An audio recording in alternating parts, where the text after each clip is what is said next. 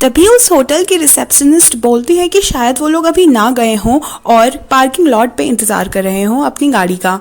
बस फिर क्या था, ये सुनते ही क्यू यिंग अपना नेकलेस लेने भागती है पार्किंग लॉट के पास और देखती है कि टेंट्स और लेजेंड्स की बहुत बुरी लड़ाई हो रही है। वो इस लड़ाई को रिकॉर्ड करके अपने मैनेजर को भेज देती है और क्यू यिंग की ये वीडियो धमाका मचा देती है। वो बिल्कुल नंबर 1 वीडियो बन जाती है सर्च लिस्ट पे, जिससे उसका मैनेजर बहुत ही ज़्यादा खुश होता है। उसका मैनेजर इस बारे में कियाओ जिन से बात कर रहा होता है, जो कि उन्हीं के ऑफिस की एक दूसरी रिपोर्टर है पर काफ़ी ज़्यादा फेमस है। अभी तक का मैनेजर केवल इसी की तारीफ करता था और यहाँ तक कि सारे स्टाफ वाले भी इसके काम के दीवाने थे, पर मैनेजर के मुंह से खुद क्यू यिंग की तारीफ सुन के ये बहुत ज़्यादा ही जल जाती है। क्यू यिंग वापस चाइना आती है और उसको रास्ते में अपनी दोस्त यी मिलती है, जो कि कियाओ यिन के लिए कॉफ़ी लेने जा रही होती है। क्यू यिंग बोलती है कि तुम बार बार उसकी बात क्यों मानती हो, तुम रिफ्यूज़ क्यों नहीं करती उसकी कॉफ़ी के लिए पे करने के लिए। पर ये जैसे कि काफ़ी सीधी होती है, वो बोलती है कि मैं बस रास्ते में ही जा रही थी और उसने मुझसे कॉफ़ी लाने को बोला तो इसीलिए मैं उनकी हेल्प कर रही हूँ। पर क्यू यिंग को अच्छे से पता होता है कि कियाओ जिन उसको बुली कर रही है और उसके पैसों की कॉफ़ी पी रही है। वो उसको एक प्लान बताती है और बोलती है कि इसके बाद कियाओ जिन कभी भी तुमसे कॉफ़ी नहीं मंगवाएगी। अब वो आगे ऑफिस की तरफ बढ़ती है और सारे के सारे एम्प्लॉयज़ उसकी काफ़ी तारीफ कर रहे होते हैं, जिसे देखकर दूर से कियाओ यिन काफ़ी ज़्यादा जल रही होती है। यहाँ तक कि क्यू यिंग का मैनेजर भी उसकी बहुत तारीफ करता है, उसको अपने साथ कैबिन में लेकर जाता है।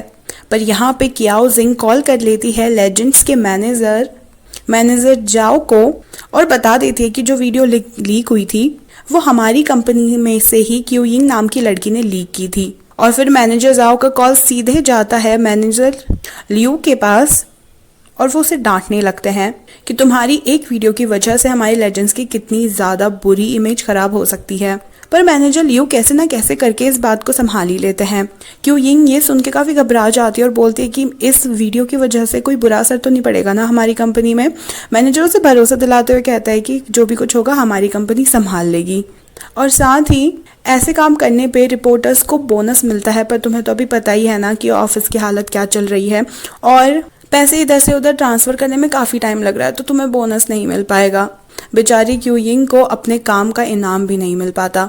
वो बाहर आती है और वहाँ पे उसे कियाओ जिन और यी उसकी फ्रेंड मिलती है। जैसे यी कियाओ जिन को उसकी कॉफ़ी देती है, कियाओ जिन उसको पीते ही बोलती है अबे ये क्या ले आई, बिल्कुल जहर है ये तो। यी बोलती है ये कंपनी का नया ड्रिंक है तो मुझे लगा कि आपको ये ट्राई करके अच्छा लगेगा।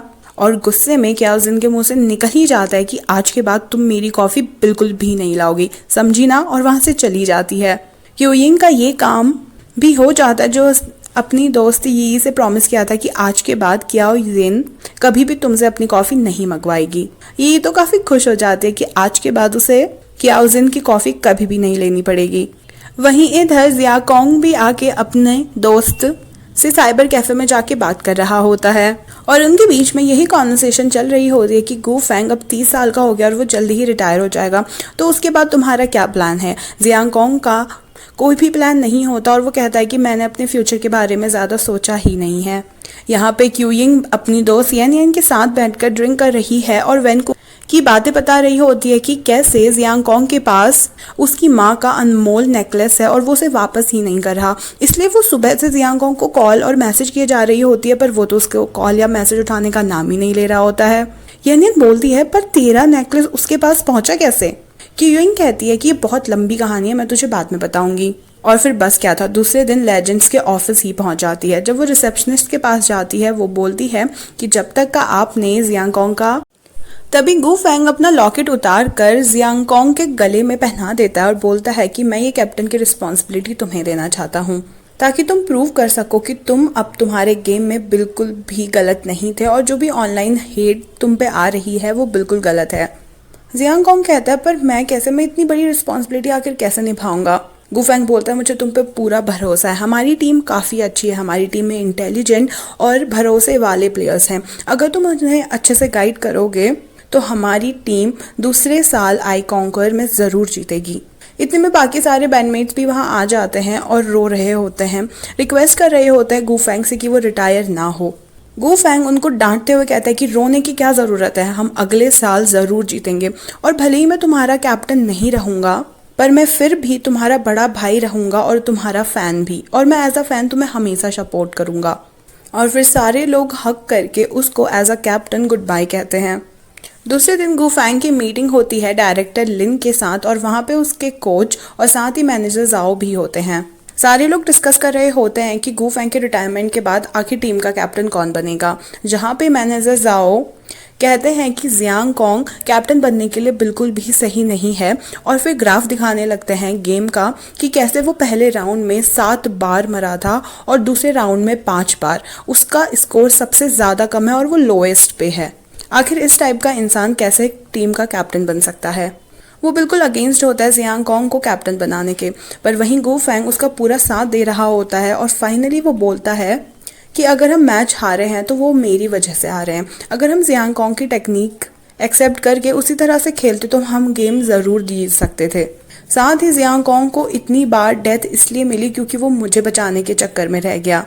जियांग कोंग में बहुत टैलेंट है और साथ ही उसकी टेक्निक्स काफ़ी ज़्यादा यूनिक है। वो कैप्टन बनने के लिए बिल्कुल परफेक्ट है।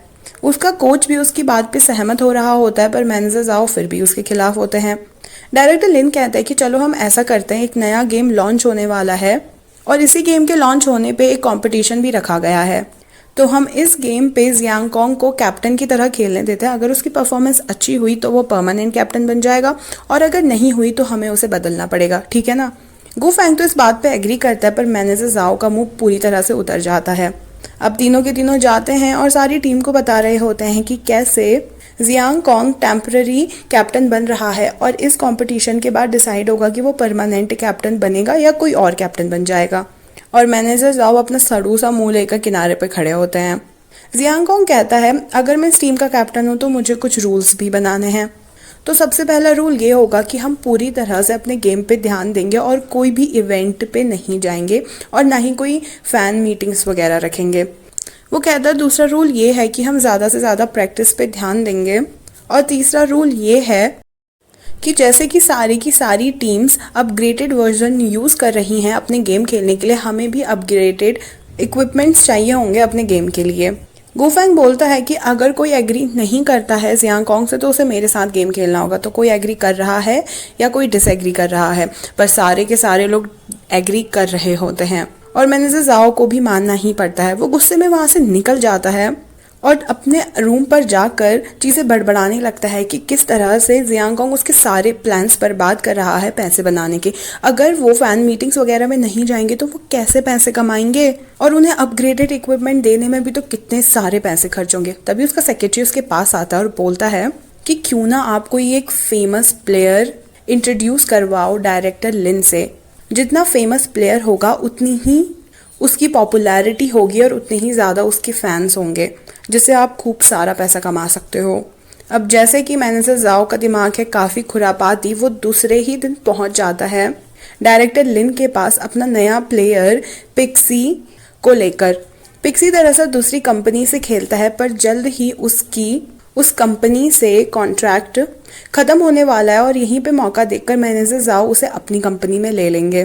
वो बताते हैं कि उसकी स्किल्स काफ़ी ज़्यादा अच्छे हैं, वो सुपर इंटेलिजेंट है गेम खेलने में, और साथ ही उसकी फ़ैन फॉलोइंग्स बहुत ज़्यादा है, जिसकी वजह से हमें काफ़ी सारे एंडोर्समेंट मिलेंगे और जिससे हमें काफ़ी स्पॉन्सरशिप्स आएंगे और हमें पैसे बनाने को मिलेगा।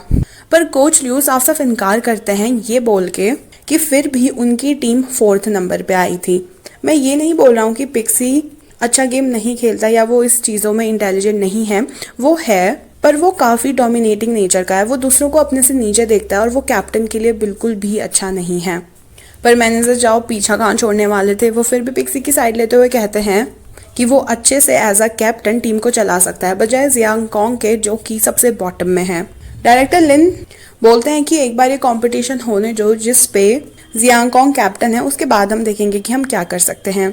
यहाँ पे दूसरी तरफ डायरेक्टर लियू फिर से क्यू यिंग को बुलाता है और बोलता है कि तुम्हारे जो शोज़ और प्रोग्राम चल रहे हैं उनकी रेटिंग्स बहुत कम होती जा रही है, और साथ ही तुम्हारे प्रोग्राम बहुत ही कम पैसा कमा रहे हैं, बहुत कम व्यूवर्स आ रहे हैं, आखिर क्या हो रखा है।